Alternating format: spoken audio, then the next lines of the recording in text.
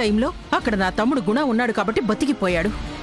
లేకపోతే అక్కడే వాణ్ణి తొక్కి తాట తీసేదాన్ని.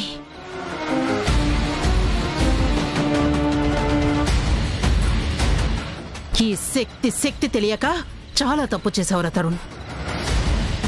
ఈ దెబ్బకు తగ్గిన ప్రతిఫలం అనుభవించేలా చేస్తాను.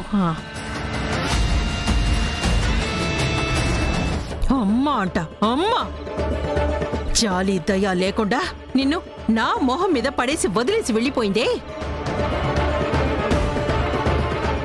నేను అంత ప్రేమగా నిన్ను పెంచితే ఇవాళ దొరక్క నీకు అమ్మ దొరికింది. అది నూరి పోస్తే నీ తల తిక్క పెరిగి మేనత్త చంపలే పగలగొడతావా?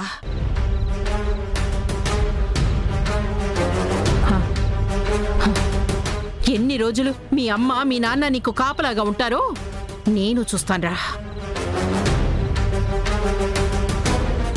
ఒంటరిగా నా కంట పడినప్పుడు నీకుంటుందిరా.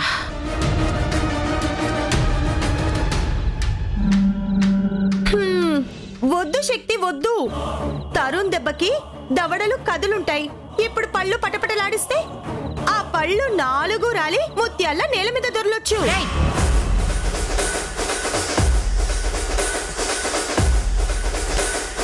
నోరు ముయ్యవే.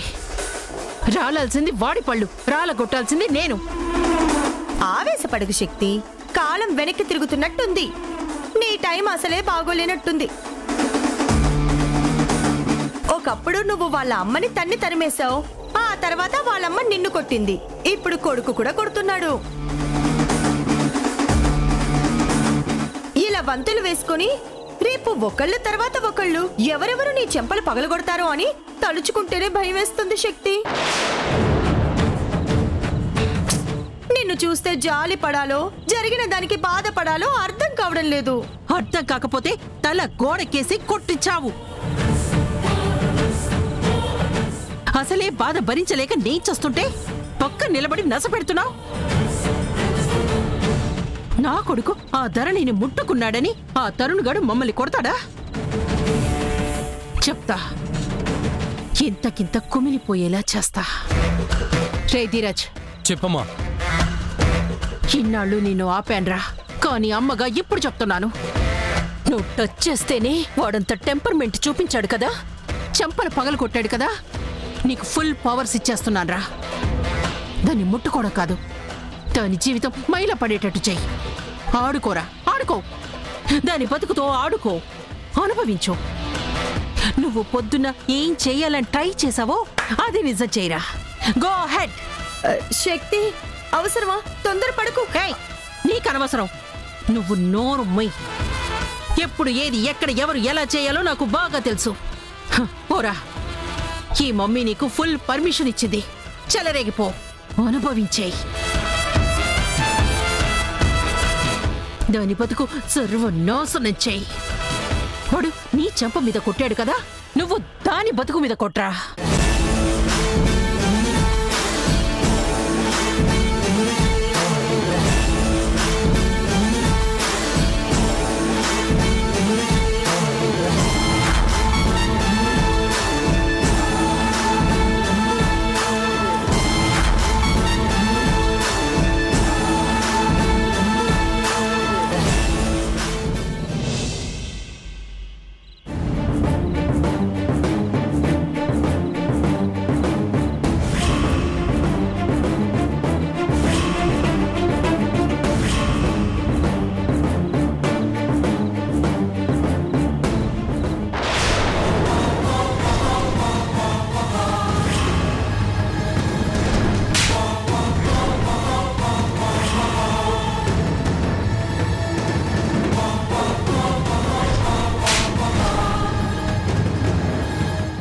ఇంత జరిగిందా?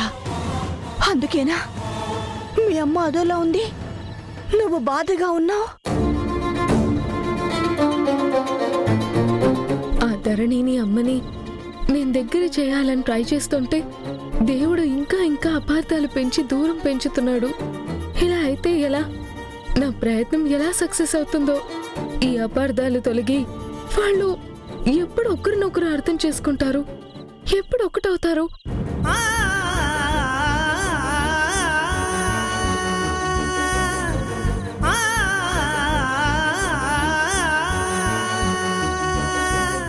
అన్నయ్య మీద చేయి చేసుకుందంటే ధీరజ్ ప్రేమలో పీకల లోతులో మునిగిపోయింది.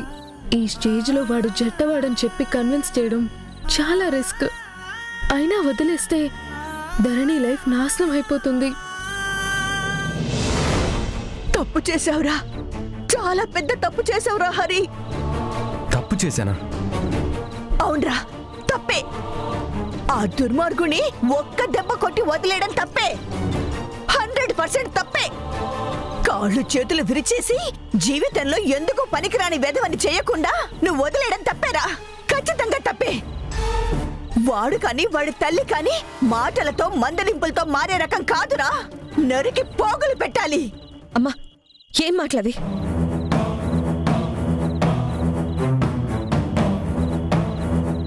అసలే ధరణి చేయి చేసుకుందని వాడు బాధపడుతూ ఉంటే చంపు నరుకు అని సలహా ఇస్తావేంటి?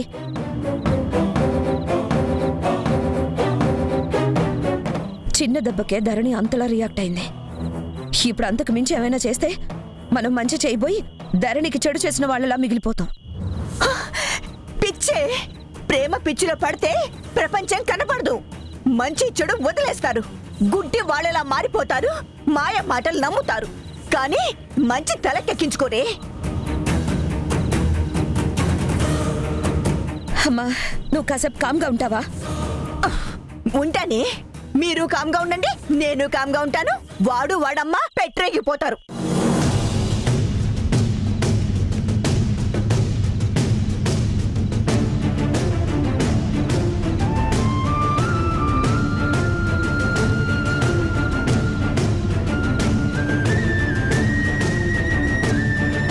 హరి, ధరణి నీ మీద చేయి చేసుకుందని బాధపడుతున్నావా? లేదమ్మా, ధరణి నా చెల్లెలు. కలిసి ఉంటే కొట్టుకుంటూనే పెరిగేవాళ్ళం కదా. తను కొట్టిందన్న బాధ అస్సలు లేదమ్మా. చిన్నపిల్ల, తెలిసి తెలియని తను కొట్టొచ్చు. కానీ నువ్వు ధరణి మీద తొందరపడి చేయి చేసుకున్నావని బాధపడుతున్నా అమ్మా. అమ్మగా తప్పు చేసిన బిడ్డని కొట్టొచ్చు, హక్కుంటుంది, అధికారం ఉంటుంది. కానీ తనకిప్పుడు నువ్వెవరో తెలీదమ్మా. మీ మధ్య అపార్థాలు, దూరాలు ఉన్నాయి. నువ్వు తనని కొట్టడం వల్ల ఇంకా ఇంకా అపార్థం చేసుకొని కోపం పెంచుకుంటుందని భయపడుతున్నా అమ్మా.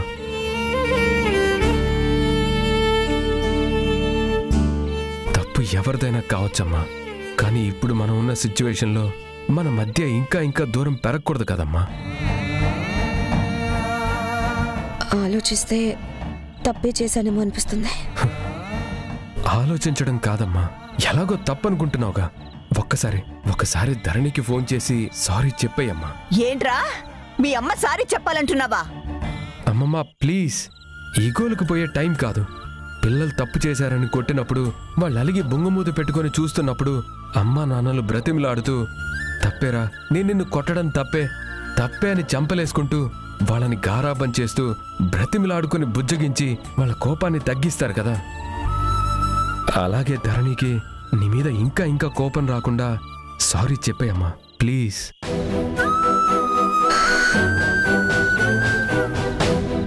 వాడు చెప్పేది కరెక్టే కదమ్మా.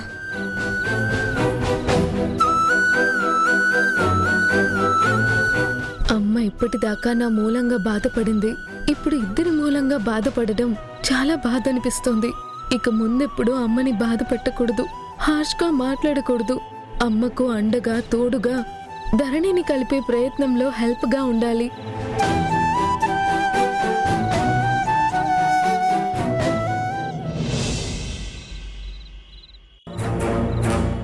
అంత పెద్ద గొడవ జరిగిందా అక్క? అవునరా, అసలు ఆ గొడవ అంతా జరగడానికి మెయిన్ రీజన్ ఆ జననియే. ఆవిడే రాకపోతే అసలు ప్రాబ్లమే రేజ్ అయ్యేది కాదు. వచ్చింది, మెల్లగా అగ్గి రాజేసింది. అసలు ఆవిడ గారికి పుల్లలు పెట్టే బుద్ధేంటో అర్థం కావడం లేదు. తనకి తాను సంతోషాన్ని వదులుకొని భర్తకి దూరంగా వెళ్లి ఇప్పుడు ఎవరు సుఖంగా సంతోషంగా ఉన్నా ఓర్వలేకపోతుంది. ఒట్టి కొళ్ళబోతు బుద్ధిలా ఉంది. అయినా వదిలేసినట్టు హస్బెండ్ కి దూరంగా ఉండాలి కానీ తడవకి రావడం, ఇలా తెంపులు పెట్టడం ఏంటో. ఆవిడకి ఎలా మనసు వస్తుందో కానీ నాకు మాత్రం అసహ్యంగా ఉంది. ఛాన్స్ దొరికినప్పుడలా లేదా ఛాన్స్ తీసుకొని గుణగారింటికి రావడం, అక్కడున్న వాళ్ళని హర్ట్ అయ్యే మాటలు మాట్లాడడం, వాళ్ళేమనంటే రచ్చ చేయడం, ఏడవడం, గొడవ చేయడం. ఏ మనిషో ఏంటో చిరాకేస్తుంది నాకైతే. ఎందుకక్క అలా చేస్తుందంటావు? ఏం లేదురా, ఓర్వలేని గుణం. కారణం లేదు, పాడు లేదు. కళ్ళల్లో నిప్పులు పోసుకుంటుంది. అయినా నాకెంత ఆలోచించినా అర్థం కావట్లేదురా. నాకు ధీరజ్గా ఇష్టమైంది, ఎంగేజ్మెంట్ అయింది, పెళ్ళైతే ఆవిడకే నష్టం. ఊరికి మా వెంట పడుతుంది.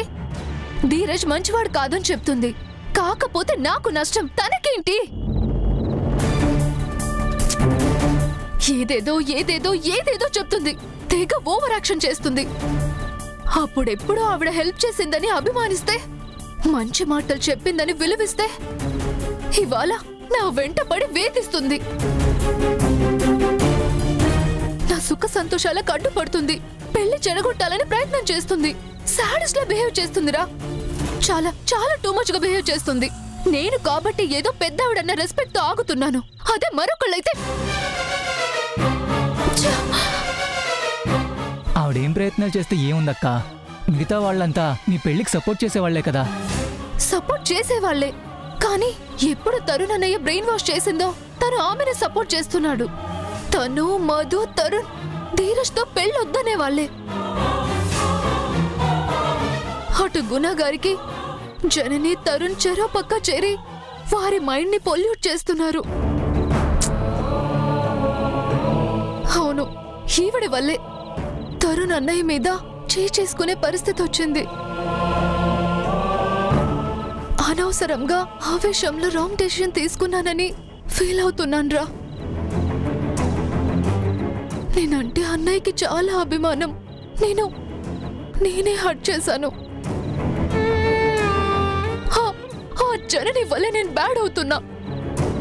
తొందరగా పెళ్ళైపోతే గాని ఈ పీడ వదిలేటట్టు లేదు.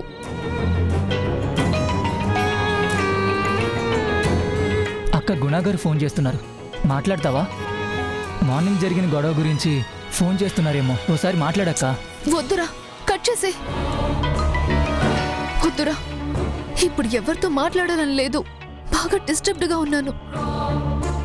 ఆన్సర్ చేసినా ఆ జననిని తరుణ్ అన్నయ్య సపోర్ట్ చేస్తూ పాజిటివ్ గా వాళ్ళనే వెనకేసుకొస్తూ నన్ను కన్విన్స్ చేసే ప్రయత్నం చేస్తాడు. జనని గురించి పాజిటివ్ గా చెప్తే నేను యాక్సెప్ట్ చేయలేను. సరేనండి, అలాగేనండి అని అబద్ధం చెప్పలేను. గుణగారిని మోసం చేయలేను. ఈ సిచ్యువేషన్ లో మాట్లాడకుండా మౌనంగా ఉండడమే బెటర్. కట్ చెయ్. ఎప్పుడు చేశానక్క?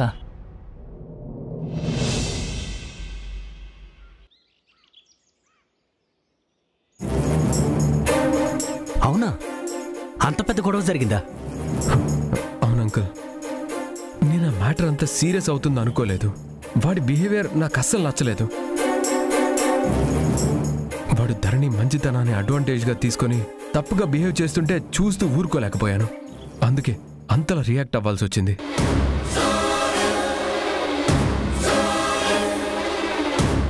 ఎంతైనా కళ్ళ ముందు చెల్లెలతో వాడు అంత బ్యాడ్గా బిహేవ్ చేస్తుంటే ఎలా చూస్తూ ఊరుకుంటాను? అమ్మ చాలా డిస్టర్బ్ అయిపోయింది. అసలే ఆల్రెడీ అమ్మకి ధరణికి మధ్య మిస్అండర్స్టాండింగ్స్ ఉన్నాయి. నిన్న జరిగిన ఇన్సిడెంట్తో ధరణికి అమ్మ మీద ఇంకా కోపం పెరుగుతుంది. అమ్మని ఆల్మోస్ట్ ఆల్ హేట్ చేస్తుంది. ఇదంతా నా వల్లే జరిగిందని నేను చాలా బాధపడుతున్నాను అంకుల్. దగ్గర చేయాల్సిన నేనే వాళ్ళని దూరం చేస్తున్నానా అన్న ఫీలింగ్ కలుగుతుంది. అంకుల్, తలెత్తి అమ్మ కళ్ళలోకి చూడాలంటేనే భయంగా ఉంది. నేను చాలా ఆవేశపడ్డానా, తప్పు చేశానా అని నిన్నటి నుంచి సఫర్ అవుతున్నాను. బాధపడకు తరుణ్, నీ స్థానంలో ఎవరున్నా అలాగే చేస్తారు. అటు అమ్మ, ఇటు చెల్లెలు ఎవరు మాత్రం కామ్గా చూస్తూ ఊరుకుంటారు? నిన్న జరిగిన విషయంలో నీ తప్పు అస్సలు లేదు. బాధపడాల్సిన అవసరం అస్సలు లేదు. తప్పున్నా లేకపోయినా అమ్మ గురించి బాధగా ఉంది అంకుల్. ఒకవైపు ధరణి ఏమో అమ్మకి చాలా నెగిటివ్గా ఉంది, మరో పక్క మధు కూడా నిజం తెలిసిపోయింది. అది వాళ్ళ నాన్న దగ్గరికి వెళ్ళిపోతుందేమోనని అమ్మ చాలా భయపడుతుంది. ఇటేమో కన్న కూతురు దగ్గర అవడం లేదు. అమ్మ గురించి ఆలోచిస్తుంటేనే చాలా జాలేస్తుంది అంకుల్. ఇలాంటి సిచ్యువేషన్ ఎవ్వరికీ రాకూడదు. ఏంటో అమ్మకు అన్ని ఇబ్బందులే, ఎప్పుడు చూసినా కష్టాలు కన్నీళ్లే. ఇన్నేళ్లు నాన్నకి దూరంగా ఉంది. కొంతకాలం తర్వాత నేను కొడుకునని తెలిసింది, కానీ అందరం కలిసుండే అవకాశం మాత్రం రావటం లేదు. మళ్ళీ మధ్యలో మధు చిన్నాలు నా సొంత చెల్లెలు తమ్ముడు కాదని తెలియడం, వాళ్ళేమో నాన్న కోసం అమ్మని బాధ పెట్టడం, అమ్మేమో అసలు పరిస్థితి ఏంటో తెలియక సతమతం అవడం. తీరా ఇప్పుడు అన్ని నిజాలు తెలిసిపోయినా ఎవరి స్థానంలో వాళ్ళు ఉండడానికి కూడా మళ్ళీ అందరికీ ఇబ్బందులే వస్తున్నాయి.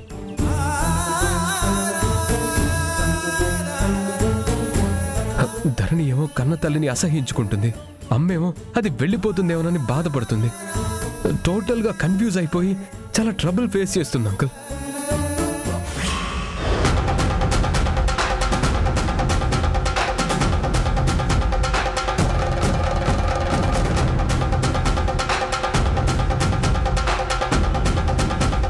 అంటే మధుకి ప్రతాప్ తండ్రి అని తెలిసిపోయిందా?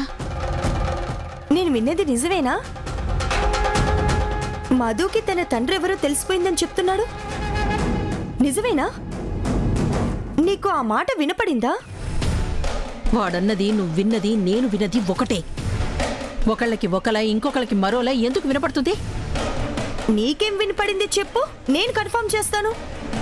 నీ కన్ఫర్మేషన్తో నాకు పని లేదు. చెప్తే ఏం పోయింది? ఏయ్ నోర్ముయ్.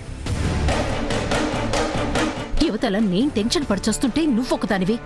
నువ్వేం విన్నావు నేనేం విన్నాను, నువ్వు నేను విన్నది ఒకటేనా? కన్ఫర్మ్ చేసుకుందాం అనుకుంటూ ఏవేవో మాట్లాడుతున్నావేంటి? మరో పక్క మధు కూడా నిజం తెలిసిపోయింది. అది వాళ్ళ నాన్న దగ్గరికి వెళ్ళిపోతుందేమోనని అమ్మ భయపడుతుంది. ఇప్పుడు వాళ్ళ నాన్న దొరికడం చెప్తే ఎందుకు రామలేదు? తీసి ఆ ప్రతాపే వాళ్ళ నాన్నని తనకు తెలిసిపోయిందటవా?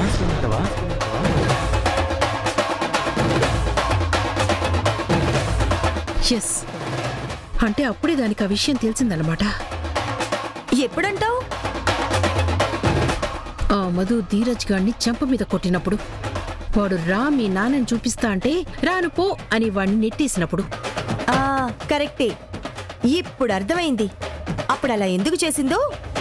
ఇంకో విషయం తెలుసా? ఏంటది? మధుకి నిజం తెలిసింది కాబట్టే వాళ్ళ అమ్మకి సపోర్టుగా ఉంటోంది. నేను కరెక్టేనంటావా? నువ్వు కరెక్టో కాదు నాకెందుకు, కానీ నెక్స్ట్ ఏంటి అని నేను ఆలోచిస్తున్నాను.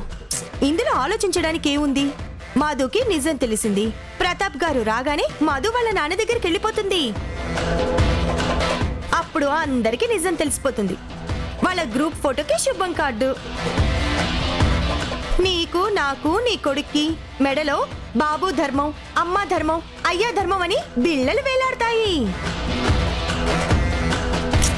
ఆస్తుల పంపకాలు ఎలాగో కుదరవు, కానీ అడుక్కునే ప్లేసులు ఎక్కడెక్కడ డిసైడ్ చేసుకుందామా? వైజాగ్ లో అయితే ఎవరో ఒకళ్ళు గుర్తుపడతారు. బెటర్ ఈ సిటీలో సెటిల్ అయిపోతేనే మన మోహాలు ఎవ్వరికి గుర్తుండవు. జనాలు ఎక్కువ ఉన్నారు కనుక అంతో ఇంతో బొచ్చులో పడుతుంది. ఏమంటావు? గొంతు పిసికి చంపేయాలంటాను. ఒక్క మంచి ఆలోచన చెప్పావు కదా, ఎప్పుడు చూసినా ఇలాంటి దరిద్రపు గొట్టు మాటలు తప్పితే.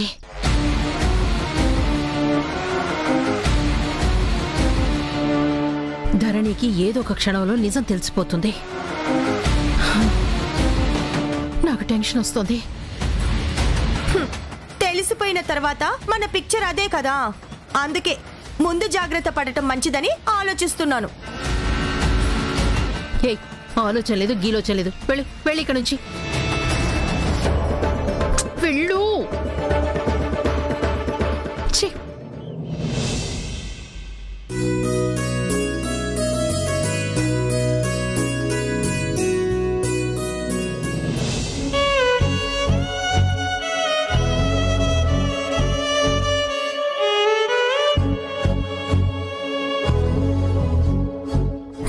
అపార్థాలు దూరాలు ఉన్నాయి.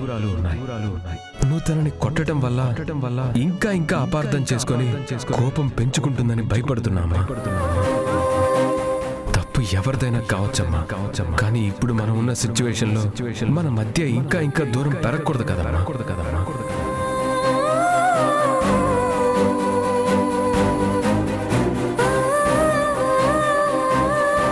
ఎలాగో తప్పనుకుంటున్నావుగా, ఒక్కసారి ధరణికి ఫోన్ చేసి సారీ చెప్పేయమ్మా.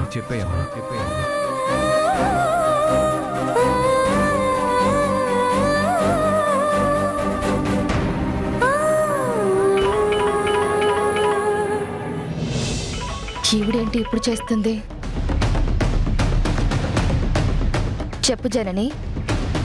శారదా, ఎక్కడున్నావు? దగ్గరలో ధరణి ఉందా? ఉంటే ఒకసారి ఫోన్ ఇవ్వవా, మాట్లాడాలి. ధరణి ఎందుకో చాలా కోపంగా ఉంది. నీ పేరు చెప్తేనే గుర్రుగా చూస్తుంది. మాట్లాడదేమో. పర్వాలేదు, తను ఏమన్నా కూడా నేనేమనుకోను. నేను మాట్లాడతాను. ఒక్కసారి ఇవ్వవా? ఇవ్వడానికి నాకేం అభ్యంతరం లేదు. కానీ మేమిప్పుడు మార్కెట్కి వెళ్తున్నాం. ఇక్కడంతా జనము హడావిడి. మాట సరిగ్గా వినిపించదు కదా. అది నేను అపార్థం చేసుకున్నా, నువ్వు తనని అపార్థం చేసుకున్నా ప్రాబ్లం మధ్యలో ఉన్న వాళ్ళకు వస్తుంది.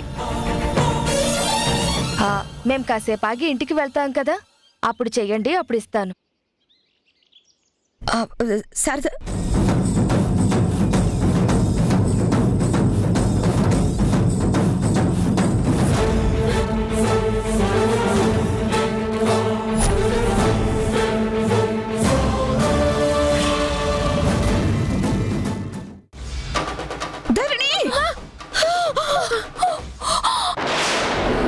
ప్రాణాలు కాపాడింది కదమ్మా, కనీసం ట్యాక్స్ అని చెప్పకుండా అలా నిల్చొని చూస్తావేటి? నేనేమన్నా కాపాడమని అడిగానా? అసలు ఆ వ్యాన్ ప్లాన్ మీదేనేమో అని నా డౌటు.